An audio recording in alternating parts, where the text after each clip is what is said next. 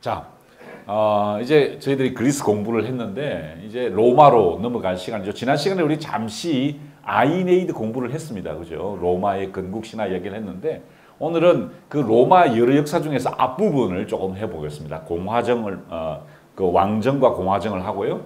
이제 다음 시간에 이제 제정을 하게 되겠죠. 그 다음에 이제 로마 제국이 쇠망해가는 그런 역사의 과정을 이제 훑어가게 됩니다. 사실 1000년의 역사인데 3번에 걸쳐서 한다는 게 뭐 모순이죠. 그래서 만약에 다음에 이런 기회가 주어지면은 조금 로마를 조금 더 깊이 보아야 되겠다라는 생각이 듭니다.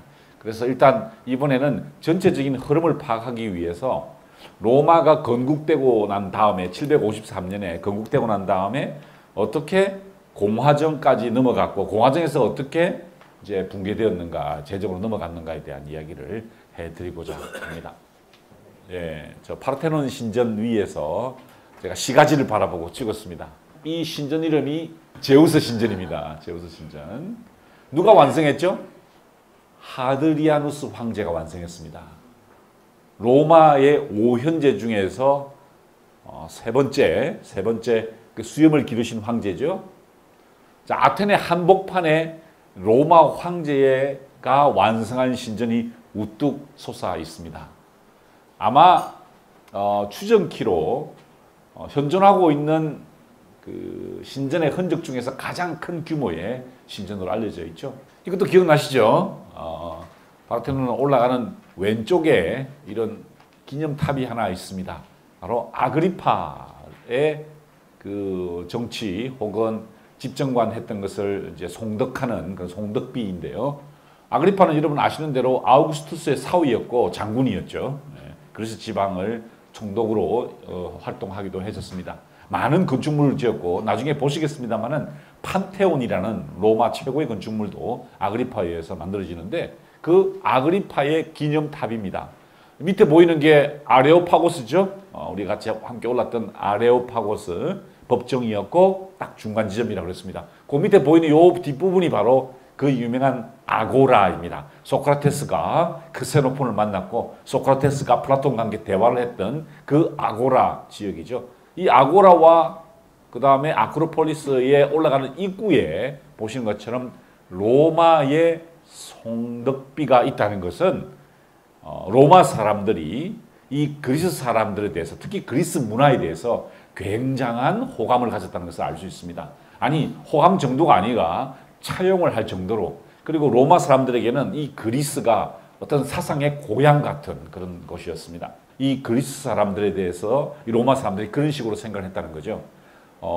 그러한 영향권을 받아들임으로써 로마 제국이 어떤 문화적 자양분을 형성합니다. 물론 정치 체계나 혹은 실질적으로 운영하는 시스템은 약간 발전을 시켜요. 하지만 근본적으로는 특히 공화정 시대까지는 근본적으로는 이 그리스의 민주제도를 받아들였다는 것을 알 수 있습니다.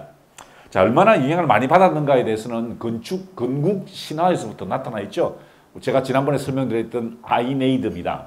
비질리우스라는 사람, 비질리우스죠. 영어로는 버질이라고 그러는데요. 이 비질리우스가 쓴 아이네이드가 바로 건국 신화입니다. 우리 단군 신화 같은 건데 어디서 왔을까요? 결국 여기서 왔습니다. 여기서 일리아드와 오디세이아의 내용을 받아들여서 그 내용을 우리의 건국 신화로 정착을 시킨 겁니다. 그렇다면 이게 진짜 실제로 있었던 일이냐? 물론 아니겠죠. 그죠? 물론 많은 어폐가 있습니다. 뭐 예를 들어 기원전 이 트로이 전쟁은 기원전 13년에 있어난 일이고 근데 그 13년의 주인공인 아이네아스가 만약에 트로이 전쟁 때 그것을 도피를 해서 왔다면 기원전 13세기에 정착을 했겠죠. 그런데 사실은 그 후손으로 알려져 있지만 로물루스와 레무스는 753년의 인물로 평가되기 때문에 어떻게 보면은 약간 과장된 것이라고 할 수 있습니다. 하지만 어떤 내용일까요? 그러한 이야기 가운데서 자신의 정체성을 확인했다는 겁니다. 많은 분들이 제게 많은 질문을 하는 건데요. 그 중에 하나가 예를 들어 종교의 세계를 믿을 수 있느냐? 종교의 진리를 가르침을 신뢰할 수 있느냐고 물으시는데 그것은 약간 잘못된 질문이에요. 종교의 가치나 어떤 신화적 가치나 혹은 건국 신화 같은 것은 진실이냐 아니냐의 문제가 아닙니다. 그렇게 믿느냐 안 믿느냐의 문제예요. 그죠? 내가 그것을 믿는다는 거예요. 그것도 공동체가 그것을 믿는다는 것은 굉장한 파괴를 가지게 됩니다. 이게 무슨 조작이 되거나 뭐 예를 들어 유병헌 씨처럼 사람들을 후리게 되면 문제가 되겠지만 어떤 긍정적인 목적을 향해서 우리가 공통적으로 우리가 그것을 그렇게 믿게 만든다는 것은 굉장한 결집력을 생성시키고요.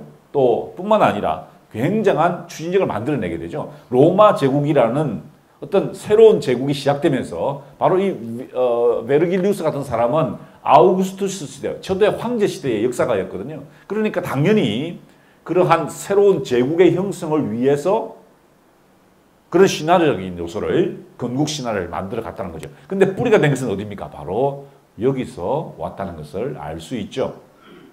아이네이드입니다. 로마의 건국 신화죠. 바로 이 책인데요.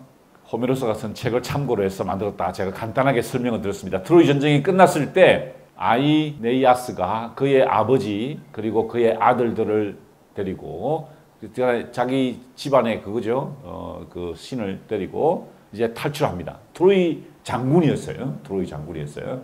그러니까 참 재밌죠. 로마 사람들이 트로이의 유민이었다라고 밝힌 겁니다. 물론 그렇게 하면 그 사람들이 뭐 동방 사람들이냐 그러지는 않아요. 그래서 그 당시만 해도 트로이만 해도 그 그리스 문화권이었기 때문에 그렇게 생각했습니다. 그래서 그리스의 정신을 가지고 왔다는 것을 이야기를 합니다. 여기서 트로이인데요. 보시는 것처럼 아이네스가 여기입니다. 여기가 어디죠?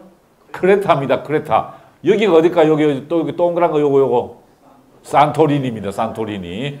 자, 여기서 보시는 것처럼 이 마케도니아 서쪽을 갔다가 그죠? 그다음에 이탈리아 남쪽 브랜디시움이라고 그러죠? 여기 남쪽으로 갔다가 여기가 어디입니까? 시칠리아입니다. 시칠리아로 가서 여기가 타우르미나라는 곳이에요. 기가 막힌 곳입니다. 타우르미나. 여기 에트나 화산이 있어요. 여기 있네요. 에트나 화산. 지금도 활화산입니다. 그 바로 앞에 타우르미나라는 조그만 도시가 있는데 꼭 가보셔야 돼요. 다음에 이탈리아 여행하실 때 시칠리아만 따로 한번 여행을 하십시오. 굉장히 흥미로운 곳입니다. 다들 가기 싫어하세요. 마피아가 있을까봐. 영화 대부의 고향이죠. 그죠? 근데 전혀 그렇지 않습니다. 굉장히 평화로운 곳인데요. 여기서 돌아서 아게스타. 이게 아테네 유민들이 살던 곳입니다. 아테네 유민들이 살던 곳이고 여기 있는 여기가 고린도 유민들이 살던 곳이죠. 그 다음에 카르타고로 갑니다. 지금의 튀니지아죠. 왜 카르타고로 갔을까요? 카르타고에서 누구를 만납니까? 여왕을 만나죠. 이름이 뭡니까? 디도라는 여왕을 만납니다. 그런데 사랑에 빠졌다가 떠나버리니까 여왕이 자살합니다. 자살하고 끝이 나는데 왜 이런 얘기 들어왔냐면은 나중에 이 로마 제국이 누구랑 싸우게 되죠? 한니발과 싸우게 되죠. 바로 이쪽 지역에 있던 한니발과 싸우게 됩니다. 그 이야기를 복선으로 깔았던 거죠.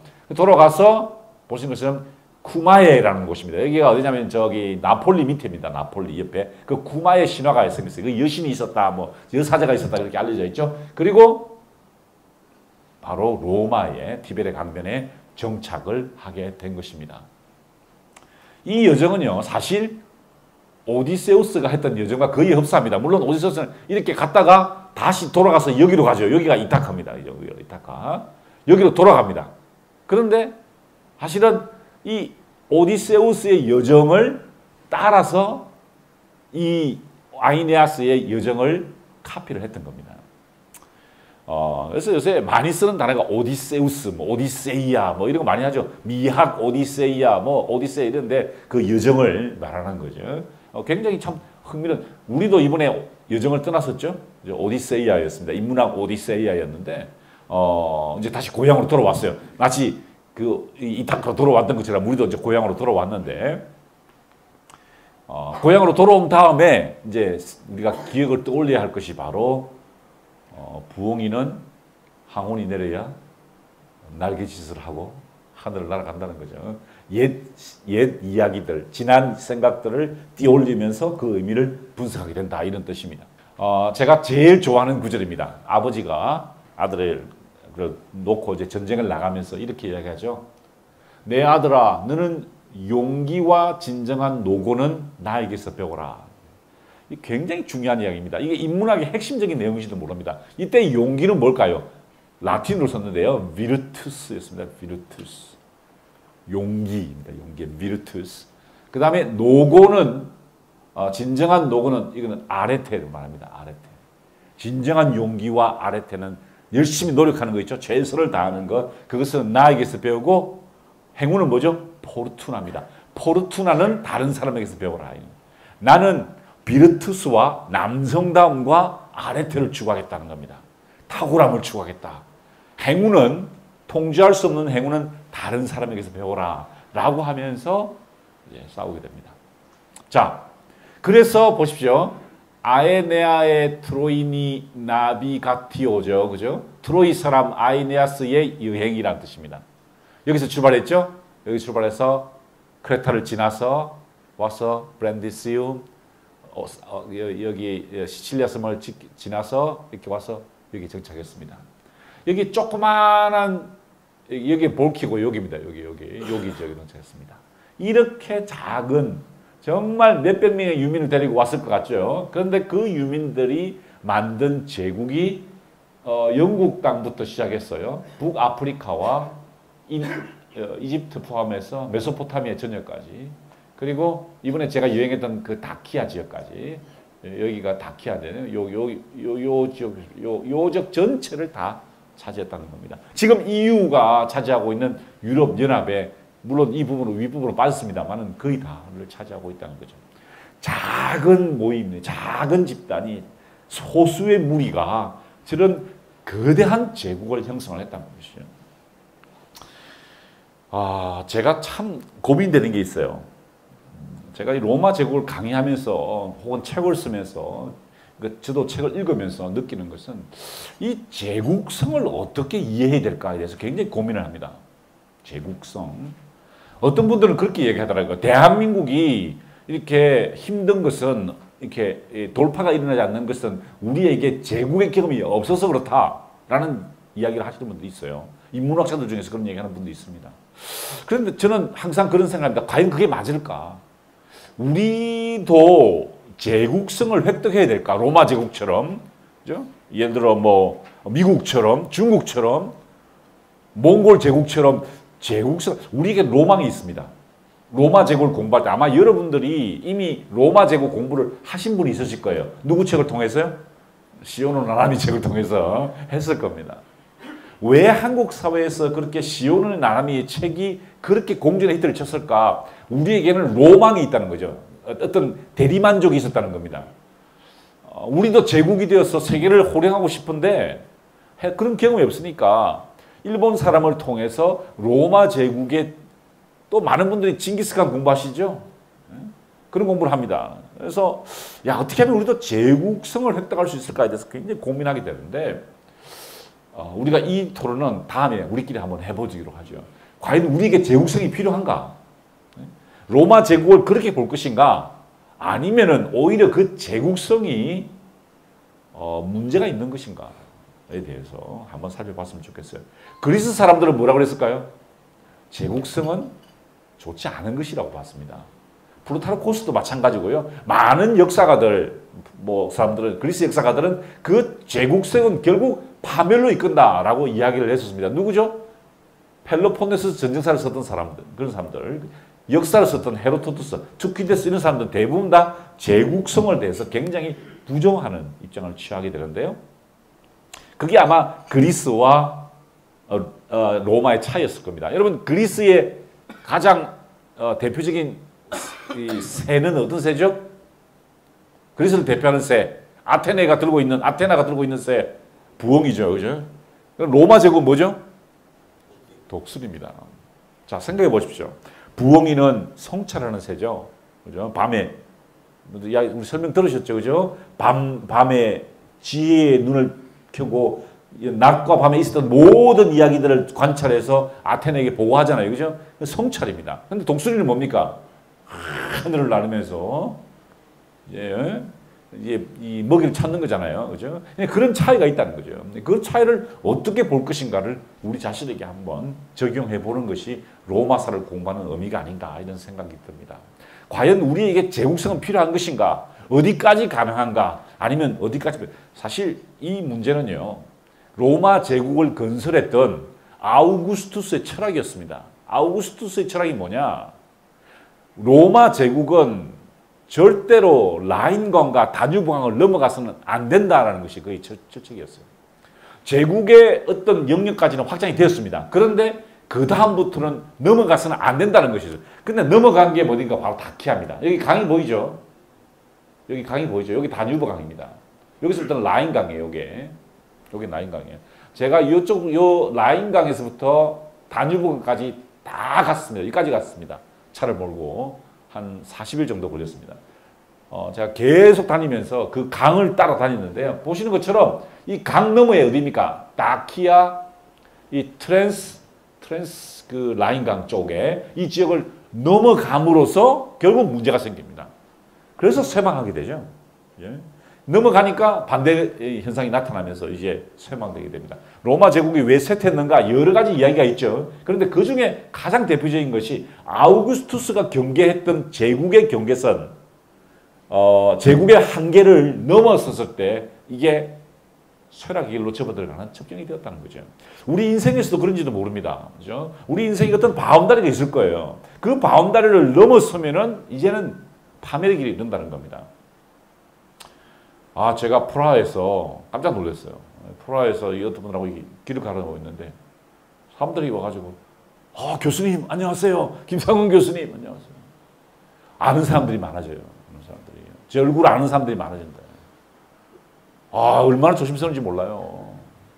제가 뭐 이상한 행동을 하면 뭐라고 그러겠어요. 바로 블로그에다가 올릴 거 아닙니까? 아니 그게 두려운 게 아니라 제가 그러면서 요새 그런 생각을 해본 게 이게 한계를 분명히 꺼야 되겠구나.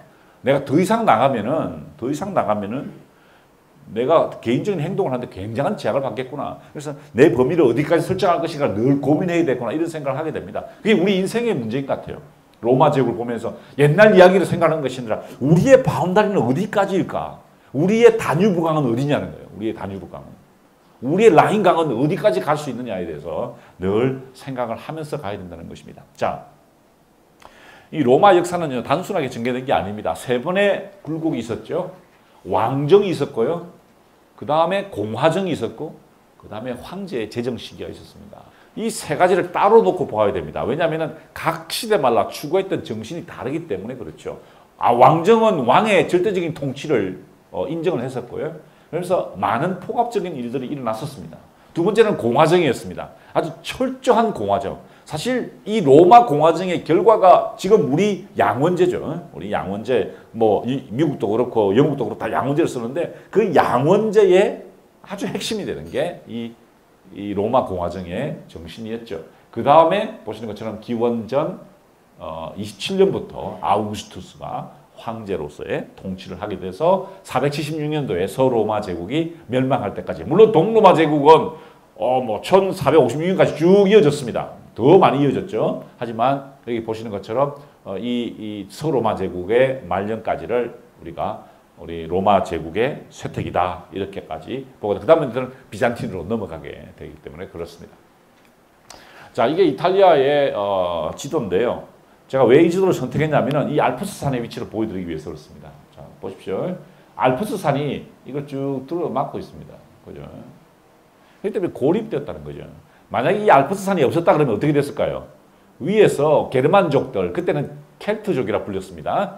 켈트나 게르만이나 정확하게 같지는 않지만 80% 똑같아요. 그렇게 보시면 됩니다. 쉽게 설명하면은 켈트족 혹은 게르만족. 이 켈트나 게르만족들이 이걸 넘어왔을 거예요. 특히 요 지역이 에밀리아 로마냐 지방이 굉장히 비옥하거든요. 가보시면은 이 밀라노에서 요 베네치아까지 갈 때 보면 평지입니다. 포도밭이 쫙 연결돼 있죠. 베네토 지방인데 포도밭이 쫙 연결돼 있어 굉장히 기름진 곳입니다. 여기가. 근데 이 땅을 차지하기 위해서 사실 많이 내려왔어요. 내려왔는데 사실 이 산맥이 막고 있었기 때문에 고립되었다는 것이죠. 자, 그렇다면 언제부터 진짜 그리스인들의 영향이 미치기 시작했느냐? 기원전 8세기부터입니다. 기원전 8세기. 이게 페니키아인이라는 게 참 중요합니다. 페니키아. Sea people이라고. 바다의 사람들이야. 배를 타고 나타나가지고 갑자기 모든 지중해 연안을 쑥대밭으로 만들고 다녔던, 그리고 무역을 감제시켰던 그런 집단이 있습니다. 이게 바로 페니키아인들인데요. 성경에서는 블레셋 사람들이라고 그렇게 나오죠. 바로 이 페니키아인들이 정착을 했습니다. 그 뒤를 이어서 그리스인들이 함께 들어왔어요. 그런데 이 사람들이 여기에 정착했을 때 제일 먼저 정착한 곳이 어딜까요? 바로 여기입니다. 나폴리입니다. 나폴리. 자, 나폴리를 영어로 뭐라 그러죠? 네오폴리스라고 합니다. 네오폴리스. 네오폴리스. 그게 무슨 말이야? 새로운 도시다 이 말이에요. 여기에 그리스 사람들이 와서 여기에 정착을 하게 됐다 이 말입니다. 새 도시다. 뉴폴리스란 말이죠. 정착을 하게 보니까 여기가 나폴리면 요 지역이 카푸아, 여기 감파니아 돼 있죠. 여기가 카푸아라 그래요.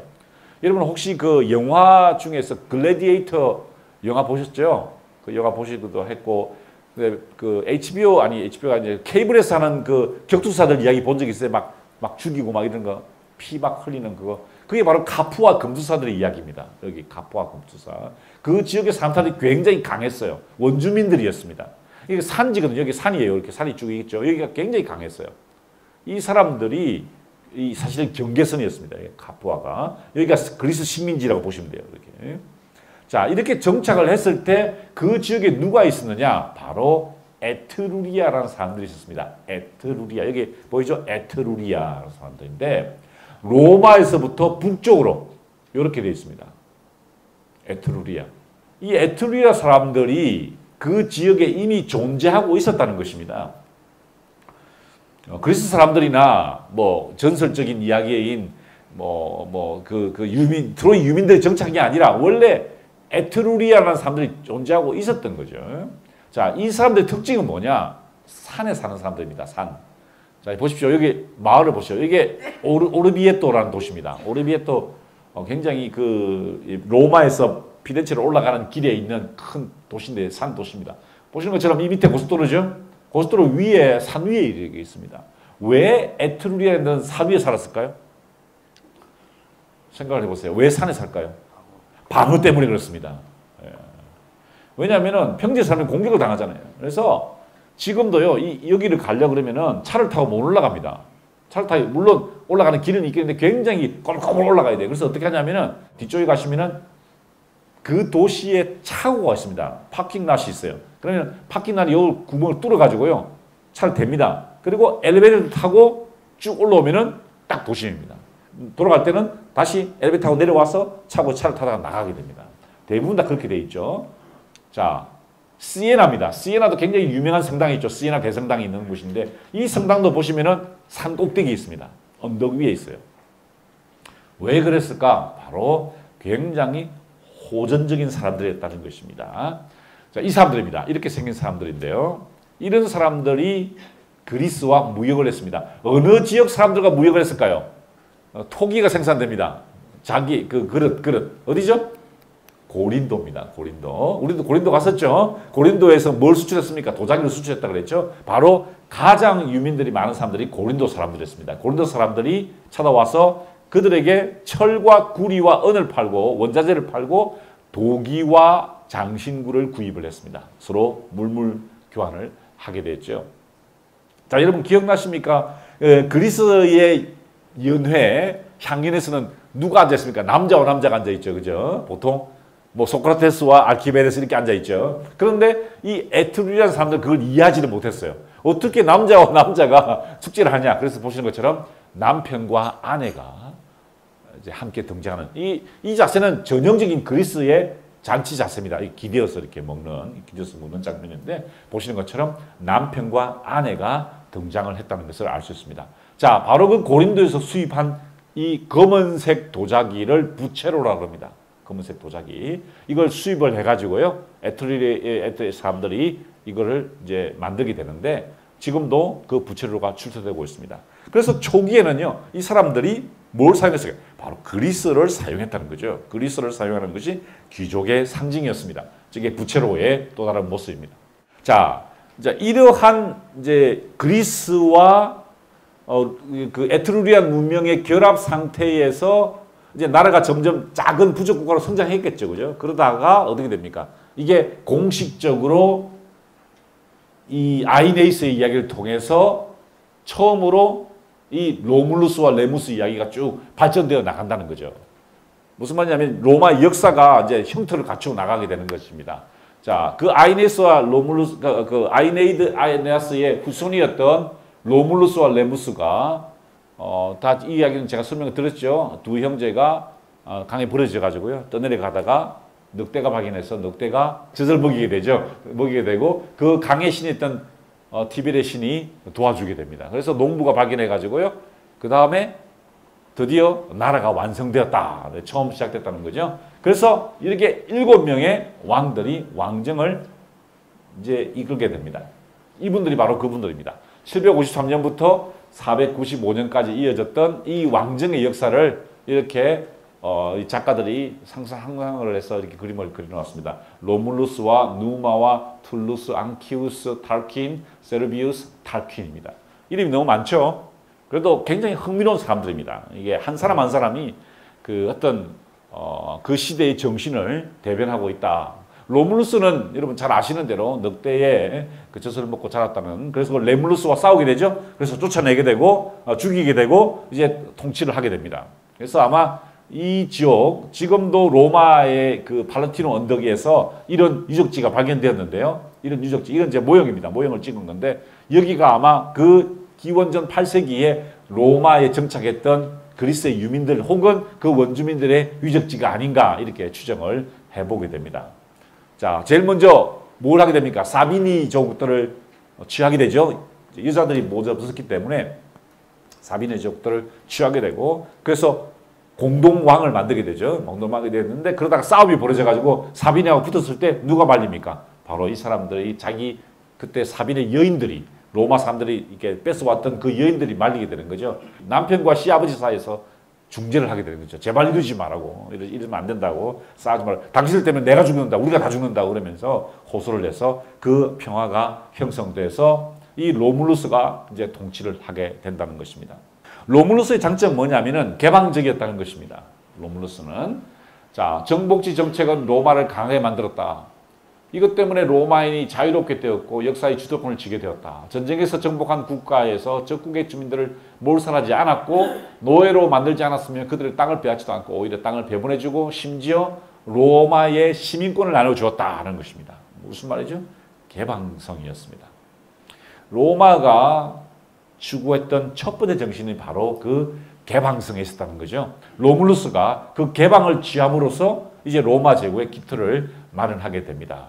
제가 그때 말씀드렸습니다만 로마 지역을 군사제도로 재편하게 됩니다. 그래서 구역을 나누어 가지고요. 그 각 지역에 기사 100명하고 보병 1000명을 해서 1100명의 군단을 만들게 되는 거죠. 그래서 세 지역을 나누어 가지고 각 지역에 자치권을 주게 되는 그런 겁니다. 당시 로마인들의 복장이었습니다. 이게 로마인들의 복장인데 이 사진은 제가 로마 역사박물관에서 찍은 사진입니다. 관광객들은 전혀 가지 않은 곳인데요. 로마 사람들, 이탈리아 사람들을 위해서 특별히 수학여행 오는 학생들을 위해서 로마 역사를 쭉 모형으로 전시해 놓은 곳인데 거기서 찍은 그 자료들입니다. 그러니까 그 당시 로마 군인들의 모습은 이랬다는 거죠. 아직 뭡니까? 이 그리스식 투구 같은 건 사용되지 않았다는 거죠. 로마 원주민들이 사용했던 그 투구를 사용했습니다. 그래서 이 로물루스가 자문회의를 만들어 가지고요. 권력을 강화했고 하지만 그는 전리품을 취하지도 않고 늘 공정하게 했다라는 이야기를 제가 설명을 드렸습니다. 자, 이제 두 번째 왕인데요. 이 두 번째 왕이 바로 누마입니다. 영어로는 누마 the lawgiver이라고 불립니다. 입법자 누마라고 불립니다. 스파르타에서는 리크루고스가 입법자였죠. 그런데 여기에서는 바로 이 사람이 입법자로 알려져 있습니다. 이 입법자가 법을 이제 제정하게 되는데요. 이 사람은 원래 사비니족 출신이었습니다. 재밌죠? 로물루스는 라틴족이었습니다. 근데 이 사비니족이었어요, 이 사람이. 그러니까 약간 양대 진영의 다른 파였다는 거죠. 근데 굉장히 아내를 사랑했는데 아내가 죽게 됩니다. 그랬을 때 낙향을 해서 그냥 은둔하고 있었어요. 근데 워낙 사이가 갈등이 심하니까 이분에게 부탁을 해서 시민들이 요청해서 왕으로 되게 됩니다. 그래서 이분이 들어와서 이 로마 사람들의 폭력성을 견제합니다. 왜냐하면은 아까 말씀드렸다시피 로물루스가 바로 사회를 군사적으로 만들었거든요. 근데 그 군사적 시스템의 스팀을 빼기 위해서 어떤 제도를 취했냐면은 바로 종교를 이용했다는 거죠. 종교. 폰티펙스 박시무스라고요. 대사제입니다. 그 당시로는 약간 군주가 겸직하는 것 같은 그런 제도입니다. 이렇게 약간 대사제, 그러니까 정치와 종교를 결합시키는 그런 역할이죠. 그 다음에 베스타 이사제입니다. 베스타 이사제는 여러분 아시는 대로 불을 지키는 귀족 가문의 여성들인데요. 결혼하지 않고 불을 지키는 그런 신성한 불을 지키는 그런 가문인데 물론 결혼 못하게 하고 그렇게 했었죠. 이러한 종교적 이 사람들이 행진하게 되면은요 사람들이 경외감을 표시하게 하고 이렇게 해서 어떤 스팀을 빼는 역할을 했다는 것이죠. 종교의 역할이 그런 역할을 하게 됩니다. 그죠? 종교의 역할이 그 사회의 긴장감을 누그러뜨리는 역할을 하게 됩니다. 바로 이 누마가 그것을 바라보았던 거죠. 사람들의 긴장감들을 종교로 이렇게 해소하는 역할을 하게 되었다는 것입니다. 그리고 전설에 의하면은요, 그는 님프에게서 법을 배웠습니다. 님프에게서 너무 좋은 법이었기 때문에 사람들은 그런 전설을 만들어냈죠. 님프가 이 누마에게 법을 일러줘서 그 법을 따라 적어서 그것이 로마의 법이 되었다. 신성하게 보여주기 위해서 그렇게 이야기를 한 것이겠죠. 자, 보신 것처럼 베스타 이사제입니다. 불을 지키는 이사제죠. 이 베스타 이사제를 만들므로써 그 사회의 어떤 금기를 만들어낸다는 것입니다. 여러분 그 금기라는 게 뭘까요? 금기, 타부라고 그러는데요. 이거는 멀치아 엘리아드라는 종교학자가 생각했던 것인데요. 그 사회는 반드시 금기적 요소가 있어야 된다는 것입니다. 모든 것이 허용되면 안 된다는 거죠. 금기적 요소가 분명히 있어야만 신성함이 유지됩니다. 신성함이 유지되면 모든 것이 어떻게 되죠? 세속화됩니다. 세큘라가 됩니다. 세큘라. 그러면은 그 사회는 붕괴한다는 것이 종교 사회학자인 멀치아 엘리아드의 생각이죠. 그러니까 항상 금기적 요소가 도입돼야 되는데 바로 그 금기적 요소가 이 누마가 생각했던 베스타 여사제였다는 것입니다. 3대는 툴루스 호스틸리우스, 이름이 벌써 호스틸리우스죠. 왜냐하면 갈등이 있었습니다. 알바 롱가라는 부족, 알바 롱가는요 지금 로마에서 약간 남쪽으로 있는 겁니다. 그 밑에가 볼스키인데요. 그 알바 롱가 사람들하고 갈등이 일어납니다. 그때 이 알바 롱가 왕하고 어떻게 협상을 하냐면은 맞짱을 뜨자는 거죠. 1대1로 싸우자. 그래서 3명의 형제가 싸우자. 그래서 3명이 싸우도록 합니다. 그래서 누가 이기든지 그 결정에 따르자. 다 죽는 것보다. 이건 어디서 나온 이야기죠? 일리아스에 나오는 이야기죠. 그죠? 일리아스의 아킬레우스와 헥토르가 각 나라를 대표해서 싸우는 거 아닙니까? 그죠? 그 이야기를 하는 거 있는 거예요. 자, 그걸 대표해서 이 세 사람이 각각 싸워서 누가 이깁니까? 바로 그 유명한 다비드가 그린 그림이죠. 호라티우스 형제들이 이기게 됩니다. 그래서 로마가 승리를 거두고 이제 로마의 지배권을 더 강화하게 되었다는 것이 3대 황제의 역할이죠. 네 번째 황제는 안키우스 마르키우스였습니다. 이 사람은 누마의 외손자였죠. 자, 보십시오. 항상 로마 왕정에서는 어떤 현상이 나타나면 라틴계와 사비니계가 왔다 갔다 하면서 갈등을 일으킵니다. 양쪽 계열이 갈등을 일으킵니다. 이 사람은 세 번째는 또 아까는 네 번째는 사비니족이었다는 거죠. 사비니 계통을 이어받고 있다는 것입니다. 이 사람의 업적은 뭐냐면은 처음으로 로마의 깨끗한 물을 가져다 왔습니다. 그래서 아쿠아 마르시아라는 이 로마 수로를 만들었던 그런 인물입니다. 그러니까 위생 상태, 도시를 이제 청결하게 만들고 위생을 만들고 이제 사실 물이 가장 핵심적인 거 아닙니까? 그것을 닦았다는 것이죠. 5대 왕이 바로 문제가 되는 타르퀸입니다. 타르퀴니우스라고 그러기도 하고 영어로는 타르퀸 더 엘더. 타르퀸 2명이 나옵니다. 그래서 타르퀸 더 엘더 그러니까 나이 많은 타르퀸 그다음에 타르퀸 더 프라우드 자만했던 타르퀸이라고 그러는데요. 자, 이게 5대 왕이 바로 타르퀸 더 엘더입니다. 나이 많은 분이죠. 이분이 그 선대 왕이 죽고 난 다음에 아들이 둘이 있었거든요. 이 두 아들을 축출하고 왕위를 뺏게 됩니다. 뭡니까? 다시 사비니족을 물리치고 또 자기가 또 라틴계가 잡았다는 것이죠. 그래서 이 사람이 집권을 했는데 이 사람의 가장 큰 공적은요. 그 유명한 주피터 카피톨리니우스 신전을 건축했다는 겁니다. 로마에 가시면은 지금 그것은 미켈란젤로가 설계를 했습니다만은 카피톨리니우스 언덕이 있습니다. 카피톨리오 언덕이 있거든요. 그 언덕 위에 제우스 그러니까 주피터의 신전을 지었다는 거죠. 그 신전의 모형이 바로 이 동전에 기록되어 있습니다. 역시 뭡니까? 도시, 나라의 구심점을 만들었다는 거죠. 아테네로 말하면 파르테논 신전을 지었다는 겁니다. 파르테논 신전을. 그러니까 자기로 말하면은 누구로 말하면 페리클레스 같은 존재라는 거죠. 자기가 그런 것을 지었다는 것이죠. 그 인면도입니다. 보시는 것처럼 철저하게 그리스의 모형을 따르고 있죠. 무슨 말입니까? 그리스의 건축 양식을 도입해서 로마의 문화적 자양분을 형성시켰다는 것을 이야기합니다. 6대 왕은 세르비우스 툴리우스인데요. 참 흥미로운 사람입니다. 이 사람은 전전왕, 그러니까 5대 왕, 폐위당했던 그 아들이 5대 왕, 자기 선대를 암살하게 됩니다. 그러니까 그 부인이 누구냐면은 타나퀼입니다. 타나퀼. 이 부인이 자기가 왕후가 되죠. 섭정 왕후가 되죠. 그러면서 노예를 왕으로 삼았습니다. 자기 밑에 데리고 있던 노예를 왕으로 삼았습니다. 그래서 이름이 세르비우스 툴리우스입니다. 예. 자기 남편이 죽으니 암살당하니까 어떻게 돼? 자기 노예 중에 한 명을 임의로 앉혔다는 거죠. 이건 굉장히 중요한 이야기죠. 뭐냐? 로마 왕정은 세습되는 게 아니었다는 것입니다. 로마 왕정은 사람의 원함에 의해서 다른 가문에서도 오기도 하고 사비네와 라틴계가 서로 교류하기도 했다. 이런 이야기를 하는 거죠. 그래서 사위를 만들었습니다. 사위를 만들어서 뒤에서 조정을 하게 되죠. 자, 아시겠죠? 그 다음에 이 사람의 업적이 뭐냐면은 인구조사를 한 겁니다. 인구조사를 해서 로마를 재편시켰습니다. 이게 참 재미있는 제도인데요. 이 영어로는 티모크라틱이라는 겁니다. 티모크라틱. 티모크라틱이 뭐냐면은 재산의 이 많고 적음을 따라서 시민권의 권리를 제한하는 겁니다. 투표권을 인정하고 안 하고 그러는 겁니다. 자, 어떻게 했냐면은 제1시티즌, 제1시민은 80개 가문입니다.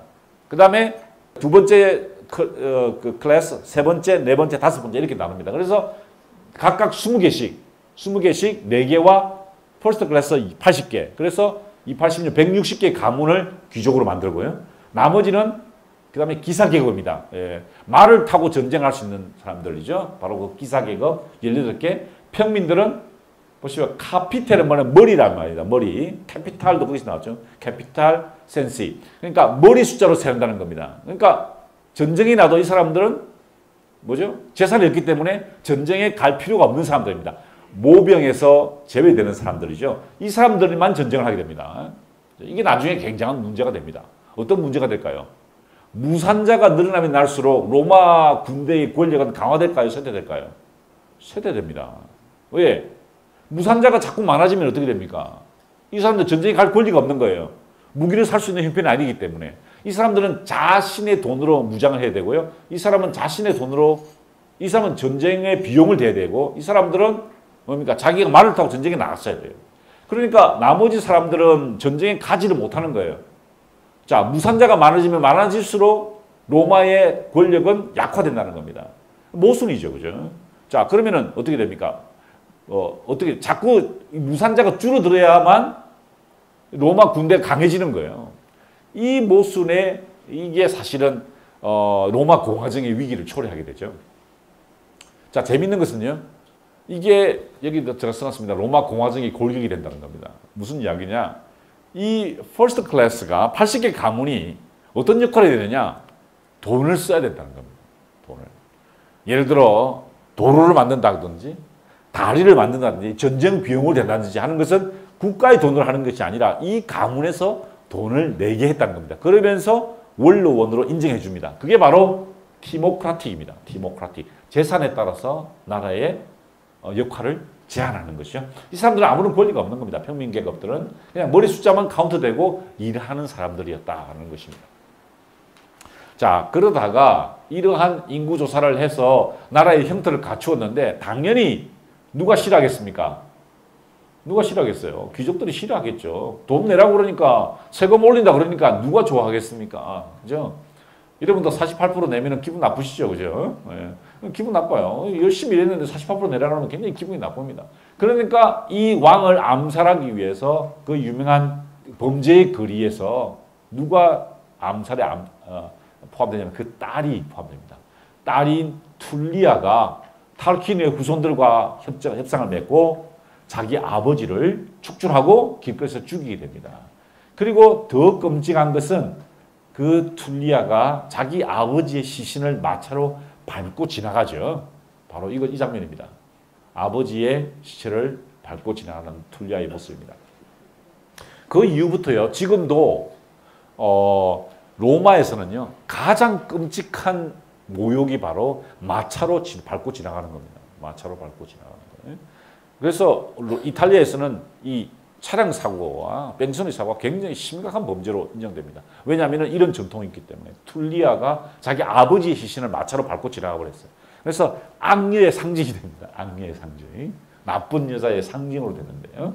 자, 그 다음 왕이 7대 왕입니다. 탈킨. 탈킨이 다시 복귀를 했죠. 그런데 문제가 생기는 게 이 사람이 7대 왕이 아들을 잘못 뒀어요.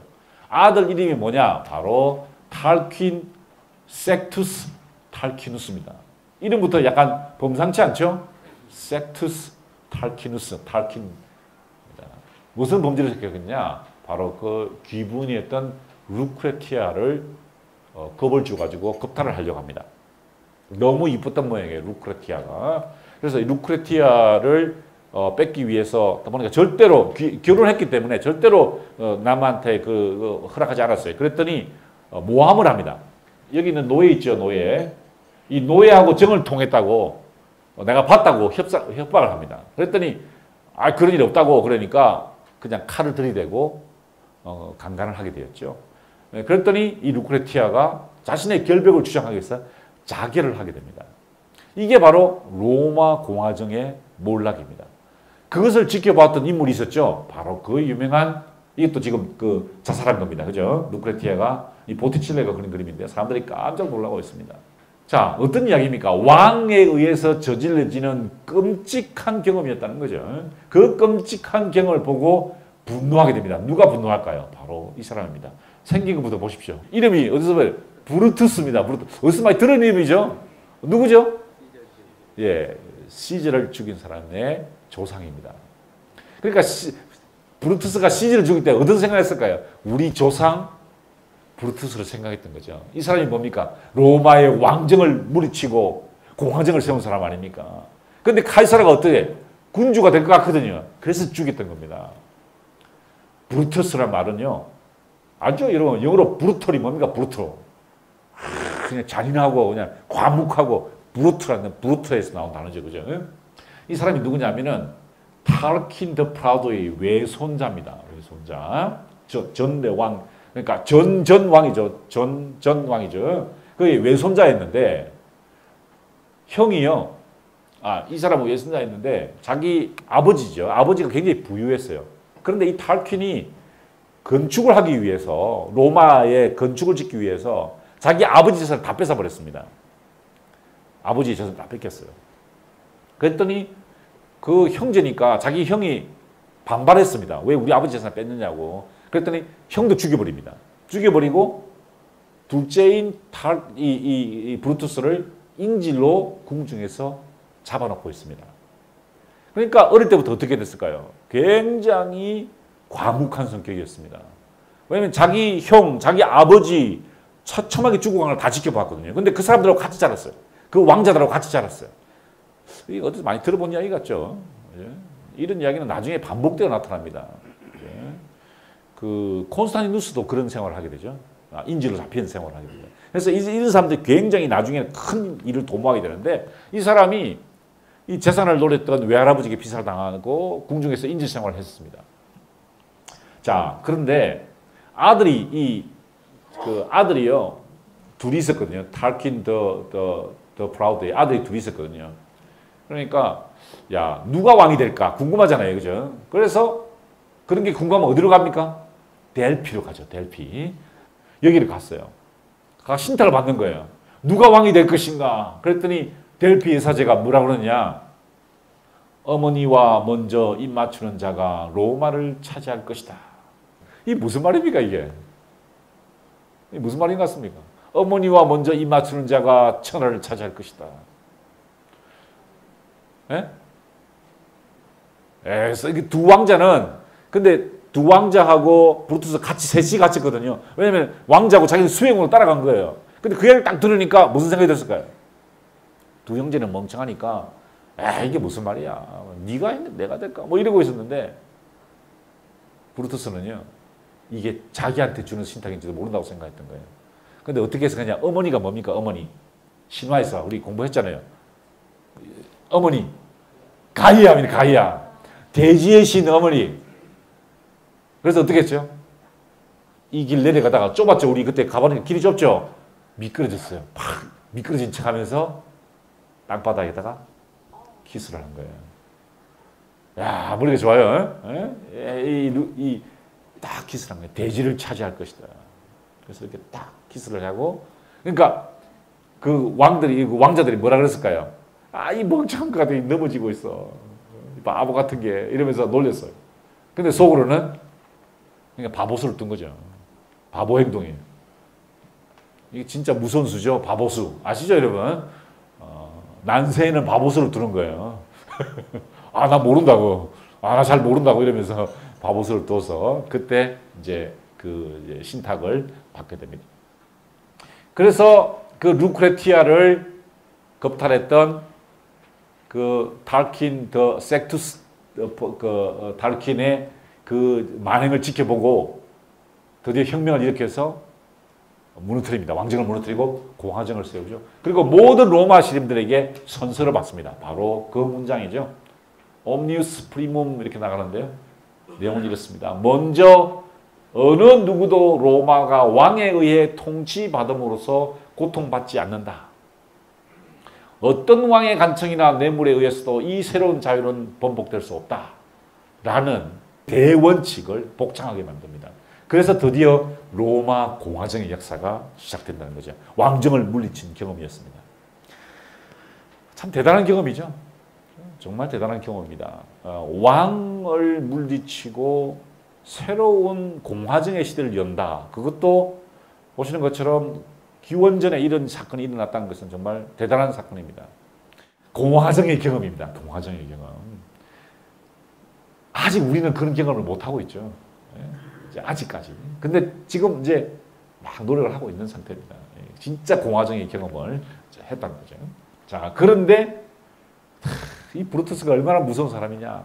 그 아들이 또 두 아들이 있었는데 너무 아버지가 엄격하니까 반란을 일으킵니다. 그랬더니 사형을 당해요. 그런데 보십시오. 브루투스는 아들이 사형을 당했는데도 눈도 꿈쩍하지 않습니다. 공화정을 지키기 위해서 내 아들이 희생되는 것도 감수하겠다. 바로 이런 모습을 담고 있죠. 그래서 건국된 게 바로 로마입니다. SPQR입니다. 뭐죠? 원로원과 시민들의 공화국이다. 원로원과 시민들의 공화국이다. 이런 뜻입니다. 그래서 이게 지금도 SPQR은요, 로마에 가시면은 하수구에도 있습니다. 하수구에 보면은 맨홀 있죠? 맨홀에도 SPQR 딱 써 있습니다. 무슨 말입니까? 이게 로마의 정신이다라는 것이죠. 자, 이러한 로마에서 영웅들이 나오게 되고 또 로마의 정신을 구축하는 사람들이 나옵니다. 제가 여러분들께 이미 코리올라누스는 설명을 드렸습니다. 제가 왜 이 사람을 한 번 더 강조했냐면은 이 공화정 시대에 기원전 527년이죠. 509년부터 시작됐으니까 이 사람이 첫 번째 인물입니다. 어떤 정신이냐? 그 로마의 용맹을 드러내는 겁니다. 용맹. 물론 이 사람은 로마의 반역을 일으켰고 나중에 처참하게 볼스키족에게 살해됩니다만은 처음에 로마의 어떤 용맹함을 보여주는 그런 역할을 합니다. 저번에 제가 이 코르닐리우스가 셰익스피어의 원작에 의해서 비극으로 만들어졌다 그랬죠. 그것을 또 영화로 만들었다고 제가 말씀드렸습니다. 그죠? 바로 이 볼스키족입니다. 볼스키족은 어디냐면은 아까 알바론가 있었죠. 로마에서 남쪽으로 내려가면 알바론가 있는데 알바론가 그 다음에 있는 게 볼스키입니다. 그 다음에 카푸아, 그 다음에 나폴리 이렇게 됩니다. 그 다음에 이 브랜디시움 이렇게 연결 쭉 되죠. 이걸 연결했던 게 뭐죠? 아피아 가도입니다. 이렇게 쭉 연결했던 겁니다. 자, 이때 이 사람이 그 용맹함으로 그 볼스키족을 물리치고 코리올리라는 지역을 차지했기 때문에 코리올라누스라는 명예를 얻게 되죠. 얼마나 이 사람이 강직한 성품이었냐. 로마의 정신이죠. 원로원에서 너무 훌륭한 업적을 쌓았기 때문에 상을 내리겠다 그랬더니 군마 한 필은 감사히 받겠다는 겁니다. 집정관님의 칭찬도 기쁘지만 나머지는 모두 받지 않겠다라고 사양을 합니다. 사심을 버렸다는 거죠. 로마의 정신을 이야기를 합니다. 그런데 이제 이 사람이 집정관으로 그게 됩니다. 이제 등극을 하게 되는데 그때 사람들이 반대하게 되죠. 왜? 이제 겨우 왕을 물리셨는데 또 왕이 나올까 두려웠던 겁니다. 그때 이 사람이 옷을 벗게 됩니다. 왜냐하면 그 몸에 난 상처를 보여주는 거죠. 17년간 이 사람이 바로 코리올라누스입니다. 17년간 군인으로 활동하며 얻은 흉터를 드러냈을 때 시민들은 그의 무용을 알아보지 못한 것이 부끄럽고 그에게 표를 주기로 동의했다. 사실 이거 참 재밌는 부분이에요. 섹스피어의 원작을 보면은요, 이 옷을 안 벗으려고 해요. 자존심이 상한다고. 내가 어떻게 이 사람들에게 내가 내 몸을 보여주겠냐 하면서 막 그러다가 옷을 벗게 되죠. 이제 타협을 하게 된 겁니다. 타협을 해서 옷을 벗게 되고 집정관이 됩니다. 그때부터 이 사람이 어떻게 돼요? 약간 오만해집니다. 이제 오만해져가지고 결국 남과 어울릴 줄도 알아야 하며 심한 조롱부리가 될지언정 기꺼이 비난을 감수할 줄도 알아야 하는데 그렇지 못했다. 정치라는 게 이런 거란 겁니다. 공화정의 집정관이 되었어도 늘 사람들에게 아량을 베풀고 비난을 감수해야 되는데 그것을 견디지 못했다는 거죠. 직선적으로 고집스러웠던 그런 만물을 항상 정복하고 지배하는 마음은 용기에서 나온다고 합니다. 항상 강직했기 때문에 결국 어떻게 됩니까? 추방당하게 되죠. 그래서 추방당해서 분노를 삭히게 됩니다. 깊은 분노와 정오가 그를 흔들고 있었다. 분노가 사실은 고통에서 비롯되었다는 것을 아는 사람이 많지 않다. 고통은 자체의 불꽃에서 소진되고 분노로 변형되는 과정을 통해서 깊은 그 숨겨져 있는 본성이 드러나기 때문이다. 여러분 이 문장을 천천히 한번 읽어보십시오. 야, 프루타르크스 문장인데요. 참 기가 막힌 문장이죠. 그 분노의 원인이 뭐냐는 거예요. 고통 속에서 나왔다는 겁니다. 고통 속에서 나와서 결국 그래서 어떻게 합니까? 코리올라누스가 볼스키족에 붙게 되죠. 당대편에 붙어서 기억하시는 대로 전향하게 됩니다. 전향을 해서 이 사람들이 이제 그 볼스키족이었는데 전향을 해서 로마를 치게 되죠. 죽음이 들었다면 내가 왜 여기 왔겠어? 나를 내친 사람들에게 복수하기 위해 왔으며 내가 그대의 부하가 되는 순간 복수는 시작되는 것이요. 이러면서 이제 복수를 다짐하게 되고 결국 무너뜨리게 됩니다. 로마까지 가니까 어머니가 찾아오죠. 항복합니다. 어머니가 와서 보시는 것처럼 어머니와 아들들이 와서 제발 공격하지 말라고 비는 장면이죠. 그래서 이분이 결국 어머니의 간청을 견디지 못하고 아들아 내 앞에 있는 우리들은 누구보다 불행한 년이다. 너의 아내와 자식들은 나라를 잃든가 아니면 너를 잃게 될 것이다. 로마를 잃게 될 것인가 아니면 너를 잃을 것인가 해서 갈등을 하게 되는 거죠. 그랬더니 어머니를 받아들여서 공격을 하지 않게 되죠. 그랬더니 비는 장면입니다. 그래서 자꾸 비는 장면인데요. 결국 다시 이 사람이 이제 죽이게 됩니다. 그래서 로마를 붕괴시키지 않고 용맹함의 기본을 드렸던 코리올라누스라는 영웅이 처음에 등장하게 됐죠. 두 번째 영웅은 아마 여러분이 잘 아시는 영웅일 겁니다. 바로 스키피오 아프리카누스입니다. 카르타고 아까 제가 말씀드렸죠. 왜 아이네아스에서 보면은 꼭 그 아프리카를 방문하느냐? 아이네아스가 방문하게 된 카르타고를 방문하게 된 이유가 바로 이 이야기를 경험했기 때문에 이런 역사적 경험을 했기 때문에 거기에 대한 흔적을 남겨두었던 거죠.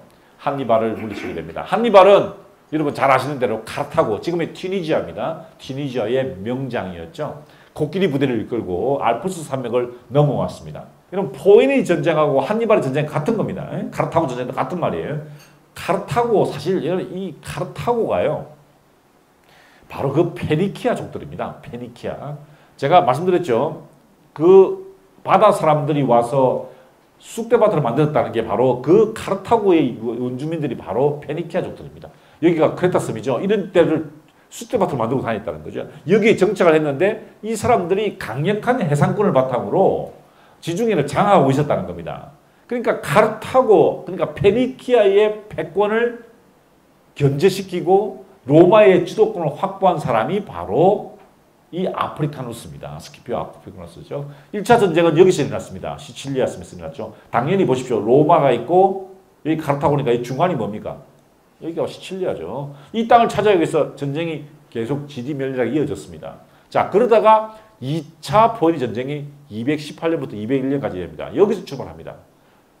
이쪽 지역이 히스파니움이라고 해서 로마의 속지였거든요. 이 속지에서 건너간 이 카르타고의 군대가 놀랍게도 피레네와 알프스를 넘어서요. 포강을 건너게 됩니다. 여기가 포강이죠. 포강을 건너서 이탈리아가 내려오게 됩니다. 여기까지 내려오게 됩니다. 자, 절체절명의 위기에 빠졌습니다. 1차 포에니 전쟁 때 자기 아버지와 삼촌이 전사하기도 했거든요. 자, 이게 지금 포강을 건너는 장면입니다. 누굴 데리고 왔느냐? 코끼리 부대를 데리고 왔어요. 로마 사람들에게는 큰 충격이었죠. 코끼리 부대가 엄청난 힘으로 막 밟아 죽이는 그런 작전을 쓰니까 굉장히 당황했습니다. 그때 보시는 것처럼 이 스키피오 아프리카누스가 24살 때 원로원 앞에서 이렇게 합니다. 카르타고 전쟁에 참전했던 저희 아버지와 삼촌이 전사했습니다. 저를 로마의 총사령관으로 임명해 주십시오. 제가 한니발을 무찌르겠습니다. 라고 출사표를 던지고 24살의 장군이 이제 한니발과 대적을 하게 되는 거죠. 이 사람은요, 늘 자신의 위치를 드러내는 작전을 썼습니다. 왜냐하면 군사들이 자기를 보면서 용기를 얻게 하기 위해서 항상 선두에 서서 혹은 뒤쪽에 서서 사람들이 자기를 보게 했습니다. 스키피오는 늘 전투에 직접 참여하였고 3명의 부하들이 방패를 들고 자신을 방어하도록 했다. 그는 진지의 높은 곳에 올라가서 저랑도 살피면서 왔다 갔다 했는데 병사들이 자기를 볼 수 있도록 해서 사기를 올리려는 목적이었다. 자, 지휘관이 없으면 어떻게 됩니까? 겁내죠. 그죠? 그러니까 지휘관을 보여주기 위해서 왔다 갔다 했다는 겁니다. 사람들이 볼 수 있도록. 아, 우리 지휘관이 저기 있구나. 그걸 보게 하겠다는 거죠. 자, 그러다가 드디어 자마 전투가 벌어집니다. 그 유명한 202년의 자마 전투입니다. 자마. 아프리카에서 있던 카르타고에 있었던 전투죠. 바로 이 자마 전투의 배치도입니다. 여기가 한니발의 군대고요. 여기가 스키피오의 군대입니다. 근데 전력으로 굉장히 불리했습니다. 한니발은 5만 5천 명은 있었고요. 코끼리 부대가 80마리였습니다. 앞열에 코끼리를 세우고요. 코끼리가 먼저 지나가서 밟고 지나간 다음에 이 로마를 초토화시키는 겁니다. 잘 아시는 대로 플랭크 전술이었죠. 플랭크라는 뭐냐면은 50명씩 섭니다. 로마는요. 50명씩 서서 행진에 나가는 작전을 쓰게 됐죠. 그걸 깨뜨리기 위해서 코끼리가 최고였던 거죠. 그래서 딱 전투가 붙었는데 이 스키피오가 굉장한 작전을 쓰게 됩니다. 처음에 어떻게 하면 이렇게 세웁니다. 그죠? 이렇게 일로 딱 세웁니다. 약간 거리를 띄고 세웁니다. 그럼 코끼리가 공격에 들어오죠. 그죠? 그러면 어떻게 하느냐? 이 사이의 간격을 셋이서 붙여버립니다. 그러면 어떻게 됩니까? 큰 길이 이렇게 되죠. 그럼 코끼리는 그냥 그 사이를 지나가게 됩니다. 그죠? 그 사이를 지나갈 때 옆에서 코끼리를 찌르게 됩니다. 그 작전으로 이 스키피오의 작전이 성공을 거두게 되죠. 그래서 드디어 202년에 한니발을 물리치고 지중해의 패권을 장악하게 됩니다. 자, 세 번째는요, 그라쿠스 형제입니다. 이 그라쿠스 형제가 누구냐? 바로 그 유명한 스키피오 아프리카누스의 딸입니다. 딸이 두 형제를 키웠는데요. 요 두 아들입니다. 자, 보십시오. 이 그림에서 뭐가 드러납니까? 귀족 가문이라는 게 드러나죠.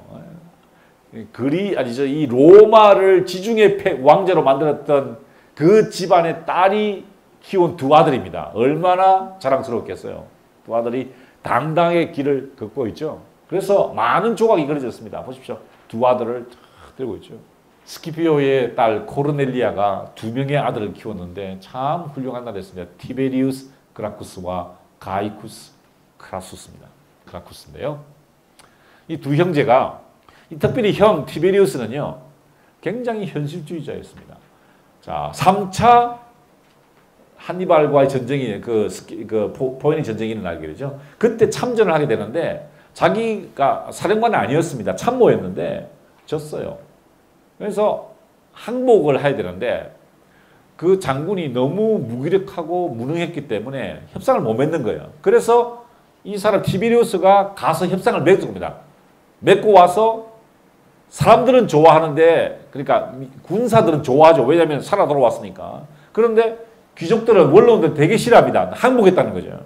근데 자기는 부하들을 살리기 위해서 그랬다. 그리고 협상을 잘 맞았고, 심지어 그 한니발의 카르타고의 군대가 너무 감동을 받아가지고 전리품까지 주셨어요. 근데 그 전리품을 거절합니다. 나는 그걸 위해서 온 게 아니다 하고 당당히 돌아왔는데 굉장한 비난을 받습니다. 하지만 시민들은 좋아하게 돼 있죠. 그죠? 시민들은. 무산계급들은 좋아하게 됩니다. 근데 무산계급이 뭐가 없다고 그랬죠? 재산이 없기 때문에 군대에 안 가도 됩니다. 근데 이 사람은 생각했던 거예요. 자, 어떤 현상이 벌어졌냐면 이 사람들이 전쟁을 마치고 돌아와요. 돌아왔으면 땅을 줘야 됩니다. 땅을 줘야 재산을 가지게 되고 그래야 이 사람이 또 군인이 됩니다. 그런데 전쟁을 마치고 돌아오면 어떻게 되죠? 땅을 안 주면 어떻게 됩니까? 무산재가 돼가지고 거리를 방황하게 되죠. 폭동을 일으킵니다. 그래서 이 그라쿠스 형제가 그것을 본, 그 모순을 본 거예요. 그래서 어떻게 생각하냐면은, 야, 이래서는 안 되겠다. 자기가 호민관이 됩니다. 나중에 호민관이 뭔지를 설명드리겠어요. 민중들의, 시민들의 권리를 보장해주는 두 명의 그거죠. 권리죠. 그 직책이죠. 이 사람이 호민관으로 임명된 다음에 토지가 없이 뛰돌던 귀향 군인들의 문제를 해결하기 위해서 농지개혁법을 시행합니다. 땅을 주는 겁니다. 땅을. 어떻게 주느냐. 아무리 귀족이라 할지라도 125헥타르 이상은 소유하지 못하게 하는 겁니다. 그 이전에는 무작정 소유하게 했거든요. 귀족들은. 근데 금지시킵니다.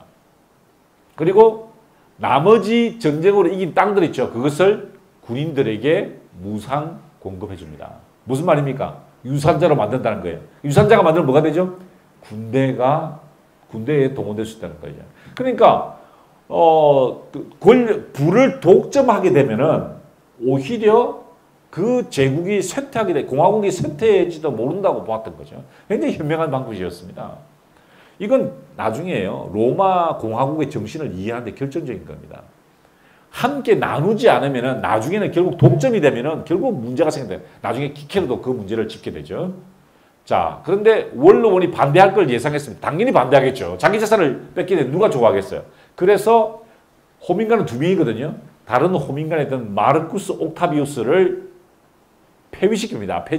해직시켜버리고요. 탄핵해버리고 도시의 기능을 마비시켜버립니다.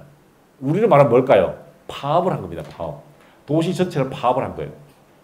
예를 들어 시장이 있잖아요. 시장의 문을 열 수 있는 권리는 호민관에게 있는데 그걸 문을 닫아버리는 거예요.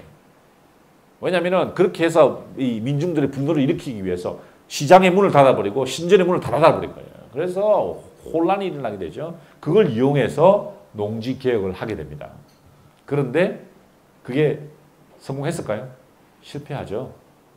스키피오라는 그 스키피오 아프리카노스가 다릅니다. 친척입니다. 친척이긴 친척인데 스키피오가 암살을 선동해가지고 100명의 지지자들과 함께 암살하게 됩니다. 그래서 133년에 그라쿠스의 농지개혁은 실패로 돌아가게 되죠. 나중에 또 물론 계속 그런 입법 시도가 계속 이어지게 됩니다. 굉장히 중요한 공화정의 흐름을 결정했던 사람이라고 볼 수 있습니다. 왜? 귀족들이 너무 많은 땅을 차지하게 되면은 너무 많은 재산을 가지게 되면은 결국 가지지 못한 사람들이 많이 늘어나게 되고 이 사람들의 전쟁에 가지 못하니까 결국 로마 제국은 쇠퇴하게 되고 그럼 결국 당신들에게도 손해가 될 것이다 라고 예상했던 겁니다. 자, 이러한 예상을 했던 철학자가 있습니다. 누굴까요? 바로 키케로였습니다. 키케로. 굉장히 중요한 인물이었습니다. 왜냐하면 이 키케로의 사상을 주의하지 않으면은 자세히 관찰하지 않으면은 로마에서 봉착됐던 문제가 우리 사회에서 봉착될 것이다. 잠시 이 키케로가 어떤 인물인지를 한번 보기 위해서 제가 이 족보를 넣었어요. 키케로는 누구의 추종자였느냐? 플라톤의 추종자였습니다. 플라톤의 추종자였어요. 플라톤의 추종자는 누가 소크라테스였죠? 소크라테스는 누구를 따라했죠? 호메로스를 따라. 이 같은 계통입니다. 같은 계통. 이 키케로가 플라톤주의자니까 어떤 책을 읽었을까요? 플라톤이 쓴 책을 읽었겠죠? 어떤 책이죠? 국가라는 책입니다. 국가. 우리 공부했잖아요. 그죠? 국가 책 공부했잖아요. 국가론을 읽었어요. 국가론의 가장 핵심적인 내용이 뭡니까? 지도자는 뭘 가져야 돼? 지혜를 가져야 되고, 그 다음에 용기를 가져야 되고, 그 다음에 절제해야 되고, 이것이 정의다. 이거 이해했죠? 공부했죠? 그죠? 예? 통치자는 지혜를 가져야 되고, 수호자는 용감히 싸워야 되고. 자, 키케로가 이 책을 읽었어요. 그런데 읽어보니까 문제가 있는 거예요. 왜 문제가 있느냐? 이건 그리스에서나 통할 이야기라는 거죠. 로마 공화정에서는 이게 안 통한다는 겁니다. 왜? 엄청난 권력의 투쟁이 일어나고 있었던 거예요. 자, 보십시오. 벌써 왕정을 해가지고요. 왕을 죽이고 그 다음에 공화정이 나왔는데 농지개혁법이 일어나고 그라쿠스 형제가 암살당하고 난 그때보다 아마 최초로 일어났던 로마의 시민 반란이었을 겁니다. 그때부터 막 대혼란이 일어났어요. 기원전 100년부터 그 44년까지요. 막 대혼란이 일어났던 거죠. 뭐 여러분 잘 아시는데 1차 3두 정치, 2차 3두 정치 그런 게 일어나는 거죠. 가장 극명한 문제가 뭡니까? 아까 말씀드린 대로 귀족 가문하고 평민 가문이 서로 첨예하게 갈등을 일으킨 거죠. 서로 각자의 권리를 주장하게 됩니다. 그렇죠. 부자들은 부자대로, 가난한 사람은 가난한 대로, 경영자들은 사적인 입장에서, 또 노조는 노의 입장에서 갈등이 일어납니다. 근데 제일 꼴보기 싫은 인간들이 뭐죠? 그 중간에 끼어 있는 인간들이죠. 요 인간들 포퓰러했습니다. 어떤 인간들입니까? 요래 붙었다 저래 붙었다는 인간들이죠. 많죠. 예? 요래 붙었다 저래 붙었다. 그걸 뭐라 그러죠? 포퓰리스트. 똑같아요 우리하고. 딱 이 문제를 해결하기 위해서 내린 결론은 뭡니까? 제도적 장치가 바로 원로원, 호민관입니다. 제가 보기에 우리 한국 사회에서는요, 이게 원로원은 국회, 원래 이상적으로 말한다면 국회고, 호민관은 대통령이어야 돼요. 원래는 그렇게 돼야 돼요. 이 역할을 맡아야 되는데, 이게 막 뒤섞여가지고 막 엉망이 되어버리죠. 그러니까 조심해야 돼요. 어쨌든 이 모순이 있었어요. 자, 이 모순 가운데에서 더 골치 아픈 모순은 뭐냐면은 권력 투쟁이 일어나기 시작했다는 겁니다. 자, 분명히 공화정인데도 권력을 잡기 위해서 각 당들이 치열하게 진영놀이에 빠져 있다는 거죠.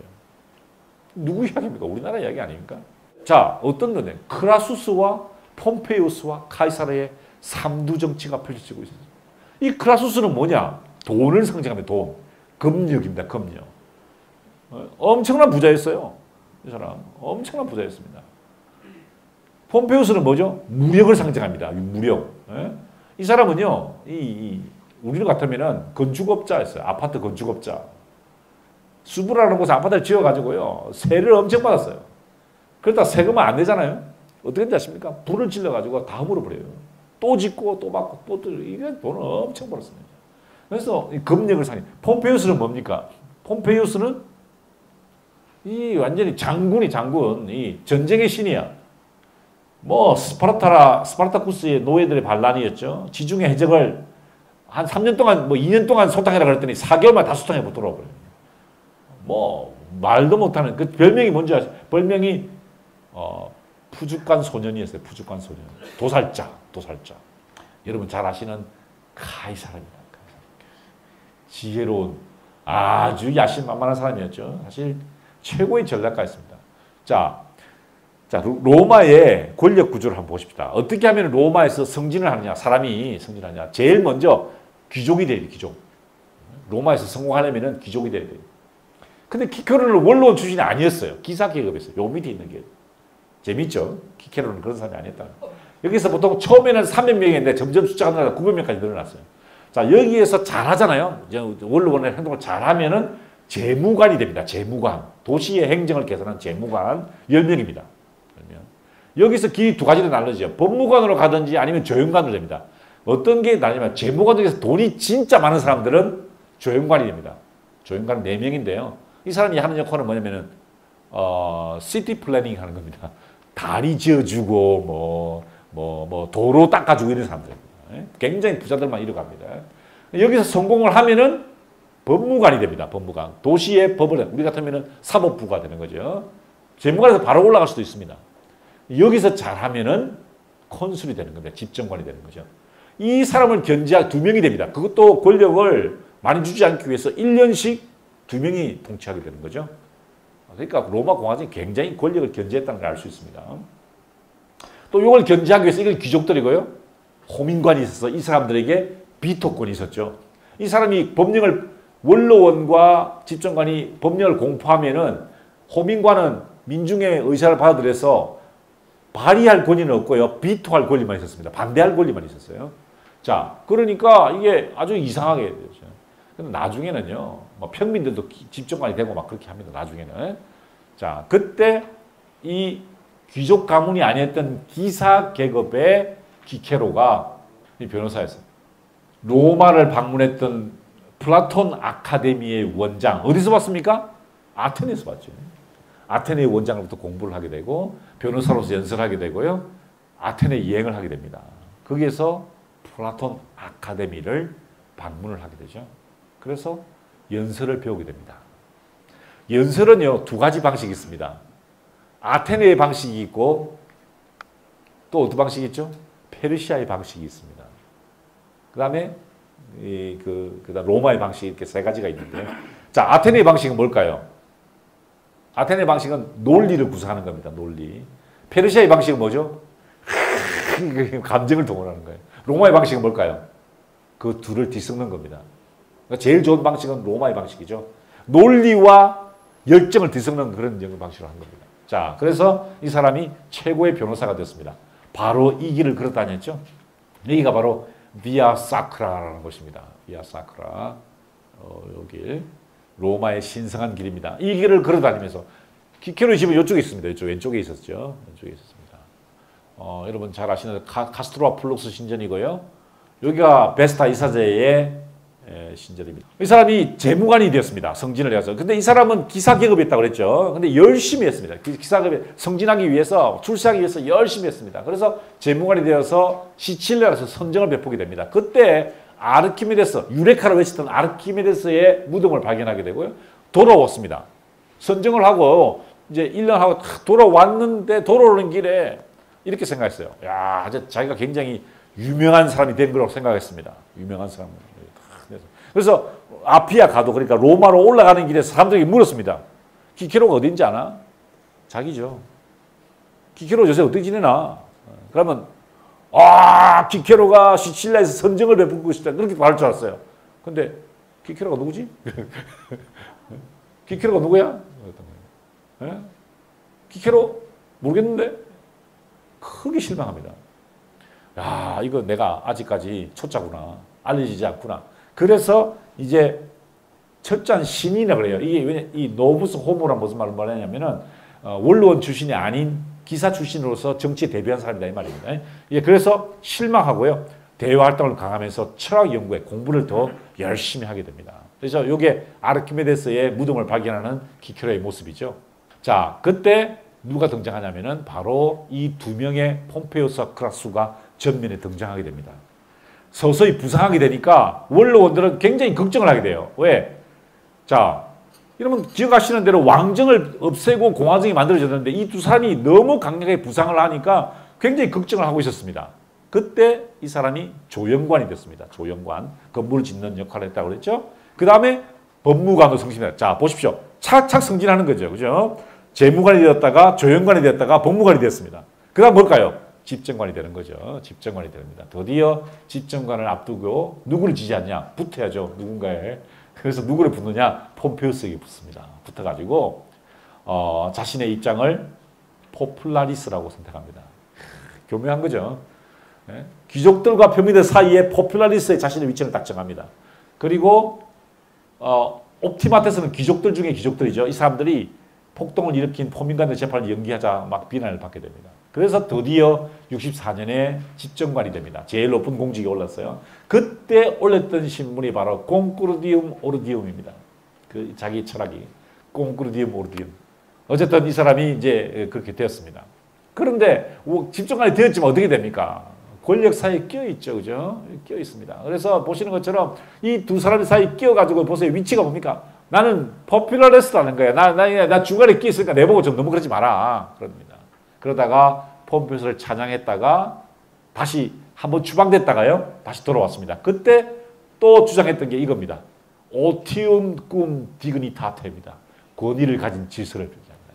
멋지죠? 그러니까 탁월함을 추구하되 권위를 가지고 해라. 이런 이야기였는데 어쨌든 이 사람이 이런 철학을 펼치게 됩니다. 그 다음에 일어난 로마 이야기는 여러분 잘 아시는 거예요. 그죠? 44년에 어떻게 됩니까? 아니 49년에 루비콘강을 건너게 되죠. 그걸 반대하던 카토가 자살하게 되고요. 폼페이오스가 어디로 도망갔죠? 이집트로 도망갔다가 잡으러 갔던 카이사르가 클레오파트라와 사랑에 빠지죠.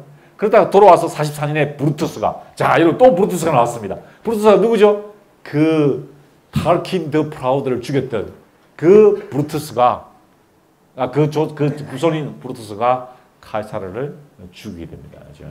그 광경을 지켜보던 키케로가 정치에서 은퇴하고 쓴 책이 바로 의무론입니다. 우리 사회의 미래를 위해서 이 키케로의 의무론이 왜 중요한지 우리가 좀 천천히 해볼 필요가 있어요. 그래서 지금 서둘러서 할 문제는 아닌 것 같아요. 그래서 제가 여러분께 양해를 구하고 다음 시간에 이 부분을 하고 그다음에 다음 시간 공부를 하겠습니다. 다음에 우리 공부할 책은 고백록입니다. 고백으로. 이제 로마가 제정에 들어갔을 때 어떤 현상이 나타나는 걸 제가 설명을 드리고 그 제정의 마지막에 어거스틴이라는 사람이 고백하는 이야기를 제가 설명을 드리겠습니다. 아마 여러분들이 가지고 있던 로마사에 대한 이해의 생각이 조금 바뀌지 않을까라는 생각이 듭니다. 그렇게 이야기하죠. 종교는 민중의 아편이다 이런 얘기를 마르크스가 했고 사람들은 그렇게 생각합니다. 종교가 약자들이 막 공포에 떨리니까 가셔야 되는 그러니까 절대자에 신뢰하는 게 아니냐라고 생각하는데 전혀 그렇지 않습니다. 그렇게 말한다는 것은 굉장히 오만한 생각입니다. 그리스부터 시작돼서 로마로 이어졌던 그리고 유럽의 역사를 돌이켜보면요. 종교는 그 정도의 역할을 한 게 아니라 정말 또 다른 가치가 있습니다. 그 가치를 극명하게 드러냈던 책이 바로 이 책이에요. 로마의 지금까지 우리는 종교적인 것을 보지 않았는데 종교적인 요소가 얼마나 로마의 문화에 영향을 미쳤는지에 대해서 그리고 이 로마의 문화가 여러 부분과 연관이 되어 있다는 것을 정치와 철학과 종교가 서로 연결되어 있다는 것을 제가 설명을 드리도록 하겠습니다. 다음 시간에 이 책이 제일 낫습니다. 성한용 선생이 번역한 책이 제일 나은데요. 뒷부분은 안 읽으셔도 됩니다. 뒷부분 딱 반을 읽으셔야 돼요. 앞부분, 뒷부분은 철학적인 이야기이기 때문에 무슨 말인지 잘 모릅니다, 여러분들은. 읽어보시면 이게 무슨 말인가, 내가 왜 생각을 또 생각할까, 내가 말하는 것은 무슨 의미일까, 이런 이야기를 계속하고 있는데 그걸 읽지 말고 앞부분에 한 100장 정도만 읽으셔도 여러분께 도움이 되실 것 같습니다.